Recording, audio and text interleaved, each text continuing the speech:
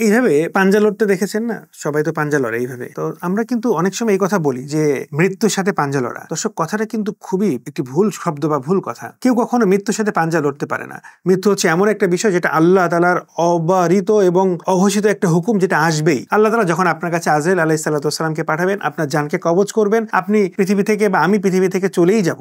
এটার সাথে পাঞ্জা লড়ে, মৃত্যুর সাথে পাঞ্জা লড়ে মৃত্যুকে পরাজিত করা, এটা কোনোভাবেই সম্ভব নয়। যদি কোনো ব্যক্তি মৃত্যুকাল উপস্থিত হয়ে যায়, তাকে সেই সময় মৃত্যুবরণ করতেই হবে। বরং আল্লাহ তাআলা যদি কারো হায়াত রেখে থাকেন, সেই ব্যক্তি হয়তোবা মুমূর্ষু অবস্থা থেকে আবার ফিরে আসবেন। এই জন্যই মৃত্যুর সাথে পাঞ্জা লড়া, আবার মৃত্যুর সাথে পাঞ্জা লড়ে সে মৃত্যুকে পরাজিত করে ফিরে এসেছে, এই কথা কখনোই শুদ্ধ কথা নয়। মুসলমান হিসেবে এই কথা আমরা কখনো বলবো না, এবং এই কথা আমরা বলতেও পারি না। তাই মৃত্যুর সাথে পাঞ্জা লড়া, এই কথাটাকে আমরা সবসময় পরিহার করে চলবো। এই আপনাকে কিন্তু শনির দশায় পেয়েছে, আমরা কিন্তু হরহামেশা আমাদের বন্ধু বান্ধবদের এই কথা বলে ফেলি, এই তোকে কিন্তু শনির দশায় পেয়েছে। কেন? তার খুব খারাপ সময় যাচ্ছে, খুব বিপদে আছে বা খুব সমস্যায় আছে। এই কথাটি একজন মুসলমান হিসেবে কখনো এই কথা বলা শুদ্ধ নয়। শনি একটি গ্রহের নাম। আর যারা সাধারণত যে ধাতু, তারপরে সৌরজগৎ, তারপর রাশিফল, এই সমস্ত বিষয়ে বিশ্বাস করে, তারা সাধারণত এই কথাগুলোকে বলে থাকে।